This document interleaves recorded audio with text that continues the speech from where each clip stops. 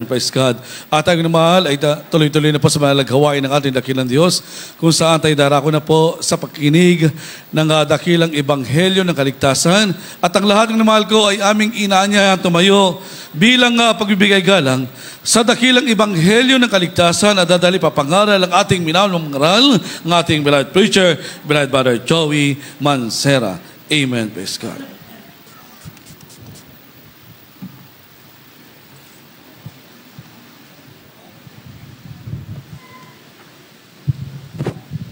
Amen. Praise the Lord. God bless you, my beloved co-preacher, beloved Brother Bob De Luna. Tayo pong lahat ay magkaisang dumalangin. Mapagpala namin ang mga Diyos na makapangyarihan sa lahat, sa matapis na pangalan mo, pinakamamahal na Panginoong Hesus, sa pangunang dalangin ng aming minamahal at ginagalang na pastor, Evangelist Wildy Estrada Almeida, your end-time prophet. Kami po'y taus-puso nagpapasalamat, dakilang Diyos, sa tagumpay na iyong banal na gawain. Maraming salamat sa iyong napakatamis na banal na Espiritu. Sa mga oras na ito, sa pakikinig na iyong banal na salita, bago po ang lahat kami humihingi ng kapatawaran sa aming mga pagkukulang, sa aming mga pagkakasala. Pagpalain mo po at langisan ang iyong banal na salita.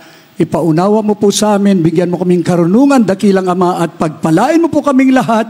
Ito ang aming samot panalangin sa makapangyarihang pangalan ng pinakamamahal na Panginoong Hesus, at aming sinasaway ang lahat ng masamang espiritu ng hadlang, all demons of hindrances, doubts and unbeliefs, cast out in the name of our dearest Jesus. Amen and amen. Praise the Lord. Tayo makaupo na, mga minamahal ko. Ihanda po natin ang ating mga Biblia at tayo makinig sa salita ng ating dakilang Diyos. Una tigit sa lahat po, first of all, the highest praise, worship, glory, honor, and thanksgiving to our loving God and Savior, there is Jesus Christ. And we give double honor and respect to our dearly beloved and honorable pastor, Evangelist Wildy Estrada Almeida, the end-time prophet of our loving God. And we will always remember and cherish the precious memories and the blessed teachings of our dearly beloved and honorable Assistant Pastor, Lina C. Almeida. And to the beloved children, children-in-law, grandchildren, great-grandchildren, to the whole beloved family, hallelujah, dito po sa bansang Pilipinas, maging sa ibayong dagat, isang mapagpalang hapon po. We love you so much, the beloved family of our beloved parents in the Lord. Purihin ang ating dakilang Diyos at sa lahat po ng ating mga live webcast viewers, mga minamahal ko, maging sa mga baguhan, mga bisita, welcome to the royal family of God. Purihin ang ating pinakamamahal na Panginoon. Mga minamahal, next week po ay talagang naghahanda na po talaga tayo. Mga minamahal ko, ito po ang special occasion, ang 23rd Talipaw Sulu Peace Mission Anniversary. Mga minamahal, alam natin na talagang tayo'y pinagpala ng ating dakilang Diyos. Hindi man karapat-dapat ang bawat isa sa atin ay minarapat ng Diyos upang tawagin dito po sa tunay na banal na gawain. This is worthy of this calling of our dearest Jesus. From the book of 2 Thessalonians chapter 1 verse 11, atin pong basahin, mga minamahal. Second book of the Thessalonians chapter 1 verse 11. Wherefore also we pray always for you, that our God would count you worthy of this calling, and fulfill all the good pleasure of His goodness and the work of faith with power.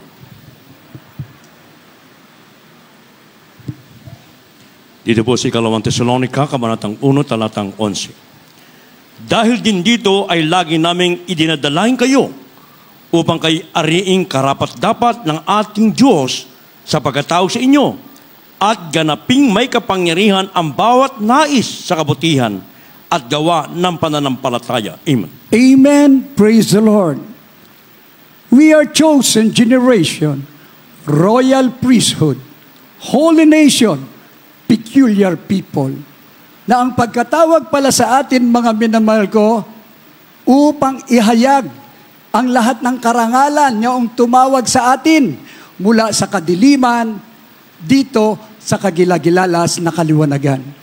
Sino po tayo, mga minamahal ko? Ang bawat isa sa atin galing sa karamdaman, wala ng pag-asa, mga minamahal ko, may mga problema, nais nating magbago, hindi natin magawa. Alipin tayo ng kaaway ng Diyos. Ngunit sumilay ang ebanghelyo ng kaligtasan. Merong tunay na pastor, propeta sa huling kapanahunan, itinalaga ng ating dakilang Diyos na sinasabi ng banal na kasulatan, sa Kanya ko ibibigay ang salita na may kapangyarihan. Ito'y naganap sa atin, mga minamahal ko. Kaya sinasabi po ng banal na kasulatan, dahil din dito, na sa panalangin ng ating dearly beloved parents in the Lord and the beloved children, upang kayo'y karapat-dapat ng ating Diyos, sa pagkatawag sa inyo, ganaping may kapangyarihan ang bawat nais sa kabutihan at gawa ng pananampalataya. Mga minamahal ko, napakapalad po natin. Kaya nga mga minamahal, ang bawat isa sa atin, sinasabi po ng banal na kasulatan, namamanhik nga ako sa inyo, akong bilanggo sa Panginoon, na kayo'y magsilakad na nararapat sa pagkatawag sa inyo'y itinawag ng buong kapakumbabaan, kaamuan, pagpapahinuhod, mangagbatahan kayo sa pag-ibig na sa pagsakitan ninyo at ingatan ang pakikipag-isa sa Espiritu sa tali ng kapayapaan. Palakpakan po natin ang ating pinakamamahal na Panginoong Hesus. Hallelujah! In unity there is strength. Ngayon po, mga minahal, nakikita natin ang mga kalalagyan, ang mga kaganapan, mga minahal ko. Maraming tao ang napapahamak, namamatay at itinatapon doon sa walang hanggang kaparusahan. Lantad po ang mga masasamang balita na kung saan ang tao ay nawawala ng pag-asa. Ngunit mga minamahal ko, narito ang tunay na gawain ng ating pinakamamahal na Panginoong Hesus. Patuloy na nanawagan na merong Diyos sa langit, na nagkatawang tao, siya'y makapangyarihan sa lahat, mga minamahal ko. Kaya niyang lutasin ang lahat ng mga problema. Kaya niya nga yung payapain ang mga kalamidad eh. Kaya sabi ng ating dearly beloved pastor, peoples of the world, ipinahintulot ng Diyos yung mga bagay na hindi kayang lutasin ng tao. Ngunit dito po sa Diyos ay walang imposible. Kaya nga tayo po, sino ang gagamitin sa huling panahon?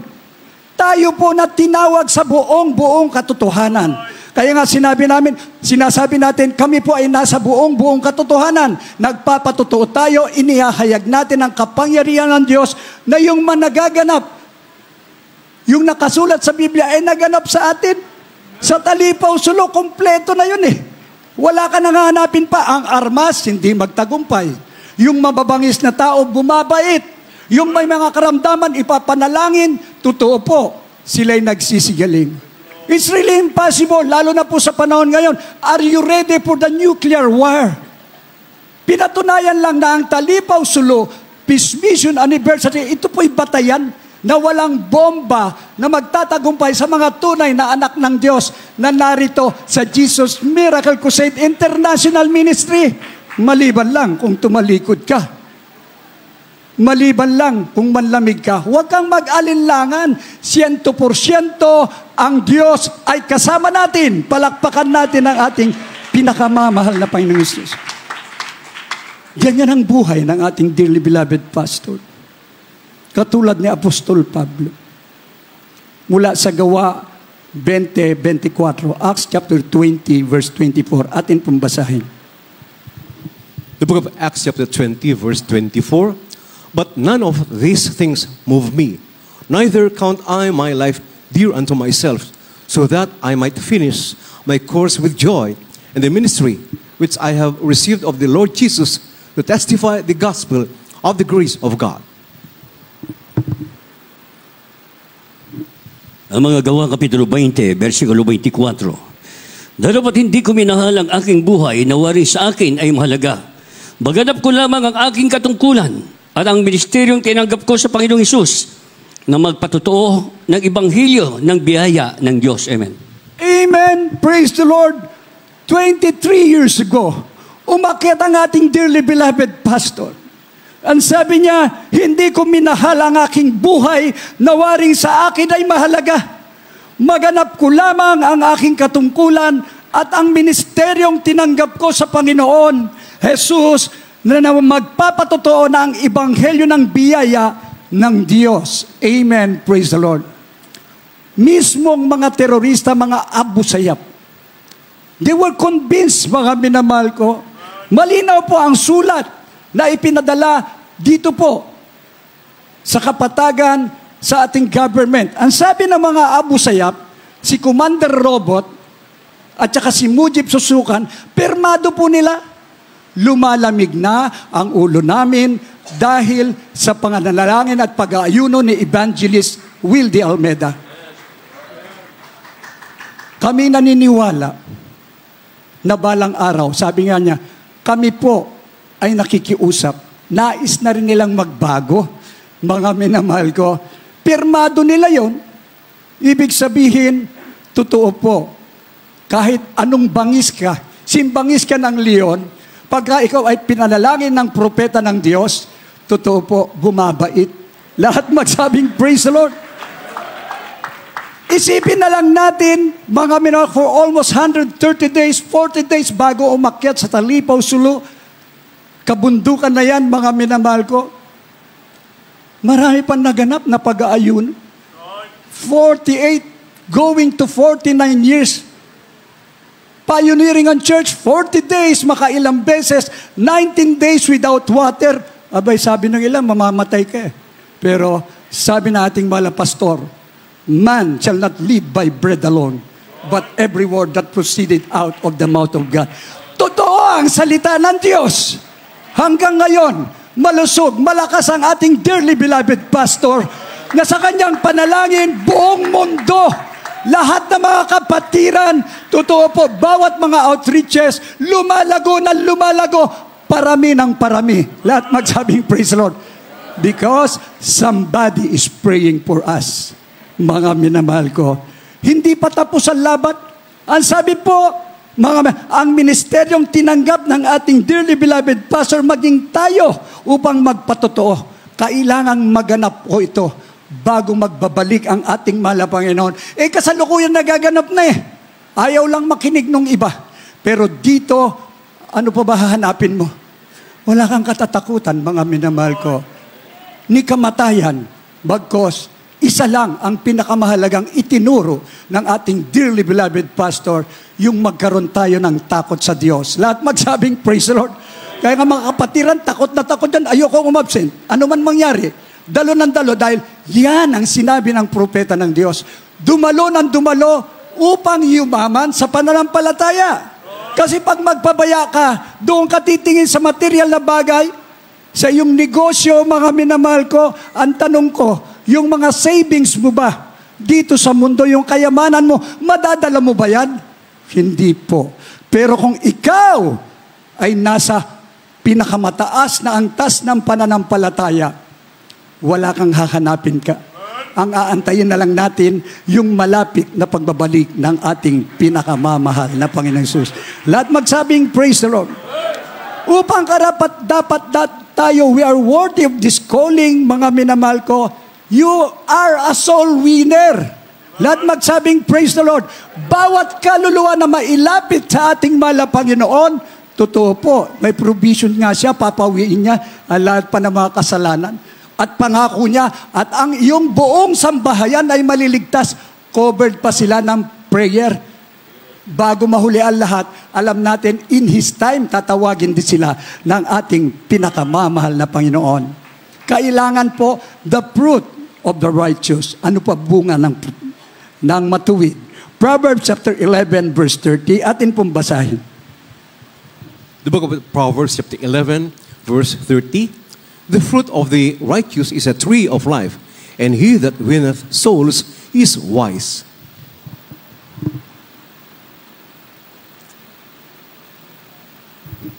Ito po sa mga kawikaan, kabanatang 11, talatang 30. Ang bunga ng matuwid ay punong kahoy ng buhay, at siyang pantas ay humihikayat ng mga kaluluwa. Amen. Amen. Praise the Lord. Ang bunga ng matuwid ay punong kahoy ng buhay. Palakpakan natin ang ating pinakamamahal na Panginoong Hesus. At siyang pantas ay humihikayat ng mga kaluluwa. Dati po kasi mangmang tayo. Ngayon, pantas na tayo. Tayo'y wise na sa harapan ng ating dakilang Diyos. Yamang tayo'y pinagpala ng ating dakilang Diyos. Ito po, this is worthy of His calling. Tinawag tayo, abay, anyayahan din natin yung iba. Gusto mo bang pagpalain? Physically, materially, spiritually? Halika na, sumama ka. Marami po, pagka yung ibang mga okasyon, inaanyayahan natin sila. Ito ang the best na occasion, mga minamahal ko. Yung anyayahan natin sila upang sila ay magkaroon ng kaligtasan ng kanilang kaluluwa. Pag sila ay tinawag, mga minamahal ko, aangkinin nila na lubos na pagpapasalamat. Sasabihin nila, salamat kapatid. Hindi mo ikinahiya ang salita ng Diyos at narito ako'y tumalima. Ito ako ngayon. Mag-aanyaya rin ako upang marami ang pagpapalain dahil ikaw ay tinawag na wise. Ang pinakamatalinong tao pala, ang sabi po mga minamahal ko, siyang pantas ay humihikayat ng mga kaluluwa. Hindi yung ikaw ang titingnan ng mga unsaved loved ones o mga kapitbahay mo, kamag-anak mo, makakakitaan ka ng kamalian. Hindi po. We are the light of the world. Ilaw po tayo sa kadilimang mundong ito. Mga minamahal ko. Kaya ang ilaw natin, huwag nating itago. Ihayag natin. Paano nila malaman kung hindi ka magsasalita? Kaya nga dito yung mga pipi nakapagsalita mga lumpo nakalakad upang luwalhatiin ng Diyos. Naalala ko isang kapatiran natin mga minamahal ko talagang hindi makalakad nung makadalo rito, abay nakalakad, lumpo yun. Nung nagkaroon siya ng mataas na antas ng pananampalataya, wala siyang pera para dumalo sa gawain. Pero sabi niya, total, pinalakad mo ako. Dilalakad ako hanggang Amoranto. Amen? Abay, nakarating siya. Nagpabauti, ay ibig sabihin, nung pagbibigay niya, nakapulot kasi sa 100. Mga minamahal ko, ibinigay pa niya. 100% na pagbibigay. Mahal na Panginoon, darating ang Talipaw Sulupis Mission, anniversary, wala akong maibigay, pero may napulot akong 100. Binigay niya sa ating mahal na Panginoon. Pinalitan naman ng ating mahal na Panginoon, 30,000 pesos, sumunod na linggo. Amen! Lalo siyang pinagpala at nakapagbigay uli. Mga minamahal ko, at bawat lakad niya, bawat masalubong niya, hawak-hawak niya ang leaflets at nagpapatotoo, pinagaling ako ng ating pinakamamahal na Panginoon. Lahat magsabing, praise the Lord. Kaya nga mga minamahal, yun ang mga soul winners. Naalala niyo po ang ating beloved brother Domingo Magpantay. Nakita ko po yan doon sa Amoranto. Bedridden po yan dahil pinakulam ng kanyang asawa. Mamamatay na, pero after baptism, totoo po, hindi makalakad, dying po yan, siya po ay totoong pinalakad ng ating dakilang Diyos. Isang himala, binaril pa siya nung kanyang adik na manugang. Hindi tumalab yung bala. Pinulot niya yung bala, nagmula noon, mga minamahal ko, hawak-hawak niya yung tingga. I-preserve niya yan, tapos may picture siya yung tama sa dibdib niya na hindi tumalab ang bala. Dala-dala niya lagi yan. Ako'y dating lumpo. Ako'y mamamatay na pinagaling ako ng Diyos. Binaril ako, hindi ako tinablan. Totoo, ito nga yung tingga hawak-hawak ko. Yan ang mga wise Christian.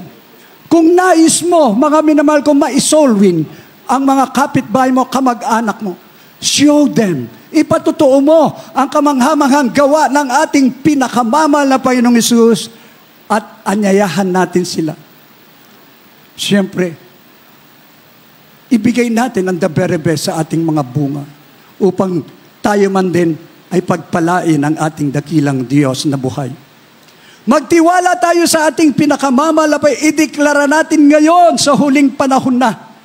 Mga minamahal ko, 23rd na anibersaryo. Hindi natin alam kung kailan pa, kung abutin tayo ng 50 years o 100 years. Pero isa lang ang tanda, huwag kayong mainip. Malapit na talaga ang pagbabalik ng ating mahal na Panginoon. Because 1,000 years is just one day sa ating mahal na Panginoon. Mga amigo, ibig sabihin, yung panahon natin, mga amigo, huwag tayong mainip. Dahil ang tanda ng pagbabalik ng ating dakilang Diyos ay nariyan na. Amen. Kaya sinasabi po ng banal na kasulatan sa bawat Kristiyano, bigyan mong kahalagahan ang pagkatawag sa iyo. Sabi niya, lumapit ka sa ating dakilang Diyos. Magtiwala ka sa ating mahal na Panginoon at ideklara mo ang kanyang kabutihan. Ating pong basahin from the book of Psalms, chapter 73, verse 28. Amen. The book of Psalm chapter 73 verse 28. But it is good for me to draw near to God. I have put my trust in the Lord God that I may declare all thy works. Mag-awit 73, versikulo 28. Ngunit mabuti sa akin na lumapit sa Diyos. Ginawa kong aking kanlungan ang Panginoong Diyos upang aking maisaysay ang lahat ng iyong mga gawa. Amen. Praise the Lord. Ngunit mabuti sa akin na lumapit sa Diyos. Wala nang panahon para lumayo. Lumapit tayo sa ating pinakamamahal na Panginoon. Gawin natin siyang kanlungan ang ating dakilang Diyos. Upang aking isaysay ang lahat ng iyong mga gawa. Signs and wonders shall follow them that believe. Napatunayan at naganap po sa atin yan. Hindi tayo pwedeng manahimik. We would testify the goodness of our loving God. Paano yung mga nasa ospital, yung may mga karamdaman, yung may mga problema, nasa kulungan, nasa kapigatian, naghahanap sila ng tunay na Diyos. Ang kailangan lang, mga minamahal ko, ikaw ay manatili sa piling ng ating mahal na Panginoon, sumasayo ang kanyang banal na Espiritu, ihahayag mo ang kabutihan ng ating pinakamamahal na Panginoon. Isasaysay mo ang lahat ng kanyang mga gawa. Lahat magsabing, praise the Lord. Mga minamahal, ang Talipaw Sulupis Mission, worth of thousands of crusade. Mga minamahal ko, ngunit naluwalhati ang dakilang Diyos na buhay. Napatunayan ng bansang ito, na sabi ng ating former president, pray, it works. Ibig sabihin, ang panalangin ng propeta ng Diyos ay totoong pinakikinggan ng Diyos. Ang panalangin ng matuwid, totoo po, nalulugod ang ating dakilang Diyos na buhay. Kaya nga, walang kaduda-duda. Itong anibersaryo nating isasagawa, igaganapin, dapat magalak tayo, mga minahal ko, palakpakan natin ang ating pinakamamahal na Panginoon Jesus. Mas maganda kung may dala kang bunga. Amen? Sabi ng ating dearly beloved assistant pastor, pakainin sila. Lahat ng pinagpala, magsabing, praise the Lord. Oy, kayo na mag-prepare, mga minamahal ko. At ang bawat isa sa atin, mga minamahal ko, inihahanda na mga leaflets, kaya lang yung sounding, talagang hindi po natin maanuhan lahat ang Metro Manila or dito. Pero, iilan lang, mga minamahal ko. Tayo kasi, mismong tayo na, kung saan kang area, kapitbahay mo, dala mo ang leaflets, ikaw mismo ang magsasounding na. Lahat magsabing, praise the Lord. Katukin mo sila. Kausapin mo sila. Yung ibang sekta at denominasyon, nagagawa nga nila, grupo-grupo sila. E di maggrupo-grupo rin upang ihayag ang kabutihan ng Diyos. Habang merong umiikot na nagsasounding, mga minahal ko, yung trompa, nandyan, mga minahal ko, ating minamahal na mga kapatiran, na willing, mga minamahal ko, upang magbigay ng paanyaya. Pero, ang ating mga cellphone po, sapat na. Para doon sa hindi nyo maaabot, isend nyo po sa kanila. Mag-message po kayo. Mag-testify kayo at sabihin nyo, ito'y mahalaga. Ito'y mahalagang okasyon, anibersaryo ng Talipaw Sulu Peace Mission na kung saan 23 years ago na ang bansang Pilipinas ay dapat maaring civil war na tayo. Pero narito tayo, payapang-payapa na ipapangaral pa ang ebanghelyo ng kaligtasan. At sasabihin sa iyo ng ating mahal na Panginoon, well done, pag nagawa mo yan, mga minamahal ko. Maging hindi lang po sa pagpapalang pinansyal, tayo mismo, i-testify natin at ihayag natin yung mga kaibigan natin, yung mga kamag-anak natin, ka-office mate natin, lahat-lahat na hindi pa nakakilala sa ating dakilang Diyos, at least, well done, ginawa mo ang tungkulin mo bilang tunay na anak. Sa ating huling talata, Matthew chapter 25, verse 21, atin pong basahin, mga minamahal ko. Gospel, Matthew chapter 25, verse 21. His Lord said unto him, well done, thou good and faithful servant. Thou hast been faithful over a few things, I will make thee ruler over many things. Enter thou into the joy of thy Lord.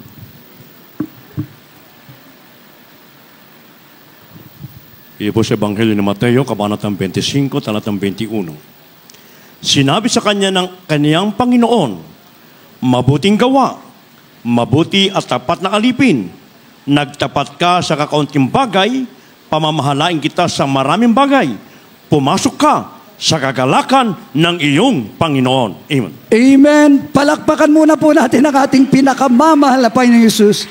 Kung bibigyan mo ng kahalagahan yung pagkatawag sa iyo, mga minahal ko, gamitin tayo sa huling panahon na ito. Ang sabi ng ating pinakamamahal na Panginoon, mabuting gawa, mabuti at tapat na alipin, nagtapat ka sa kakaunting bagay, pamamahalain kita ng maraming bagay, pumasok ka sa kagalakan ng iyong Panginoon. Dito sa mundo, pagka talagang masipag ka, nag-umpisa ka sa mababang posisyon, makikita nung manager mo tataasan ang sweldo mo.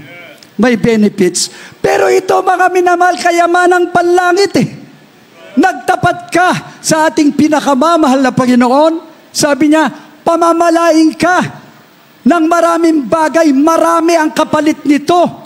Pumasok ka sa kagalakan ng iyong Panginoon. May kagalakan, may kasiyahan, mga minamahal ko. Dito, pag tayo nagpuri, naramdaman natin ang presensya ng Diyos. Umiiyak tayo sa kagalakan. Pero sa langit talagang, mga minamahal ko, wala nang pagluha doon. Puro kagalakan na pagpapasalamat sa Diyos na makapangyarihan dahil tayo'y tinawag sa napakahalagang misyon na ito. Mga minamahal ko, na ang bawat isa sa atin, ang sabi po sa banal na kasulatan, dahil dito ay lagi naming idinadalangin kayo upang kayo'y ariing karapat-dapat ng ating Diyos sa pagkatawag sa inyo at ganaping may kapangyarihan ang bawat nais sa kabutihan at gawa ng pananampalataya. Kapangyarihan ang pinag-uusapan dito. Mga minamahal ko, gaganapin natin na may kapangyarihan upang marami pa ang maligtas sa huling panahon na ito. Palakpakan po natin ang ating pinakamamahal na Panginoon. Pag may leaflets na, mga minamahal ko, kumuha tayo tapos ipamigay natin with testimonies. Kung dito, pag popcorn testimony, ang daming pumipila Amen? O di hawakan mo yon.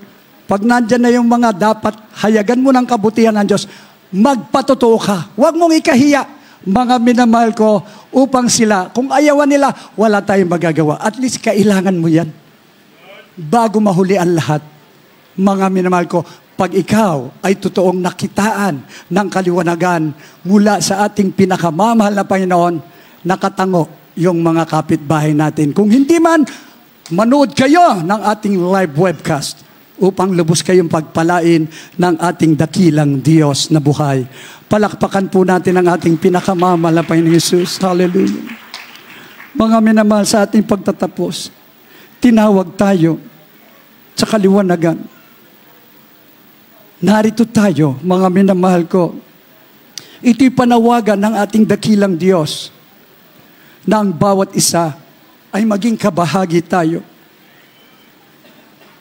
Nakahanda tayo para sa Talipaw Sulupis Mission. I want to be worthy of you. Gamitin mo ako, mahal na Panginoon, sa huling panahon habang may magagawa pa ako. Hallelujah. Habang inaanyayan po natin ang mga baguhan,